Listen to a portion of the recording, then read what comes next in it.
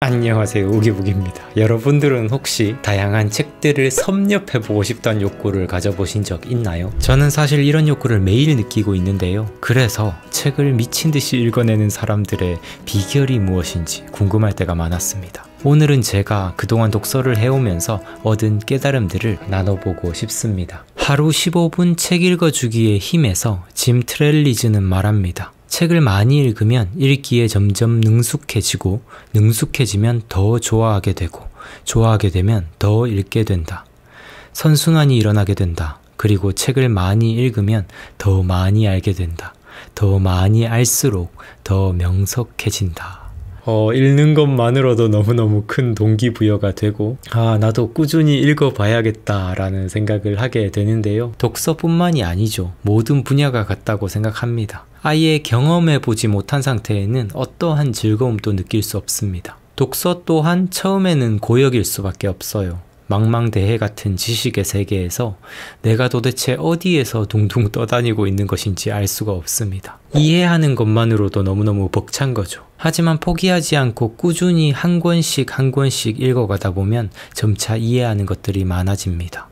책 읽는 스킬도 생기기 시작하고요. 그와 함께 책 읽기가 즐거워집니다. 이때부터는 이 즐거움이 보상이 되어서요. 자동적으로 책을 찾게 되겠죠. 보상 가속화 주기에 돌입하게 되는 겁니다. 즐거워서 읽다 보면 또 더욱 능숙해지고, 능숙해지면 더 즐거워지고, 이런 양성 피드백 고리가 형성되는데요. 결과가 원인을 강화하고 원인이 결과를 또 강화합니다. 이것이 다독가들의 비결이 아닐까 생각합니다.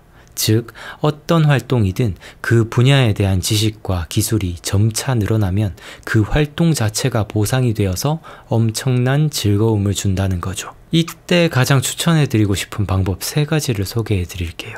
첫 번째, 자신의 난이도에 맞는 책을 읽어라. 어른이라고 항상 어렵고 난해한 책만 골라선 책에 재미를 들이기 쉽지 않을 거예요. 자신의 연령과 상관없이 독서라는 분야에서 내가 아동이냐, 청소년이냐, 어른이냐 하는 걸 따져봐야 할 것 같습니다. 그래서 청소년 도서든 아동 도서든 일단 재미있게 읽는데 초점을 맞춰보는 거예요. 물론 고전 같은 조금은 무겁고 난해한 책을 읽는 게 정말로 즐거우시다면, 그게 난이도에 맞다 싶으시다면 당연히 그런 책들을 읽으시면 되는 거고요. 두 번째, 아주 조금이라도 매일 읽어라.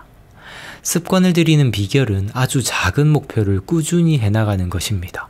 엄청난 동기부여가 된 상태로 미친 듯이 밀어붙이는 건 실패를 앞당기는 방법이라고 생각합니다. 하루에 한 권 읽어야겠다. 하루에 100페이지 읽어야겠다.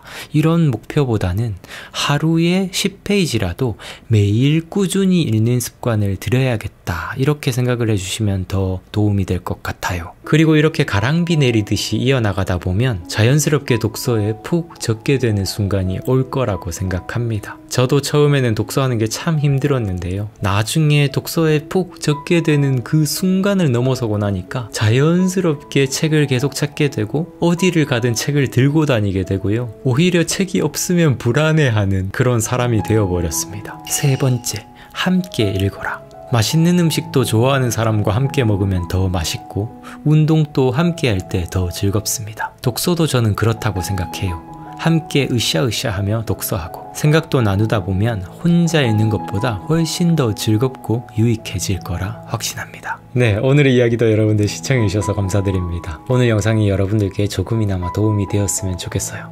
감사드립니다. 성장하는 방송, 성장에 관한 방송, 우기부기TV 손수욱이었습니다. 뿅!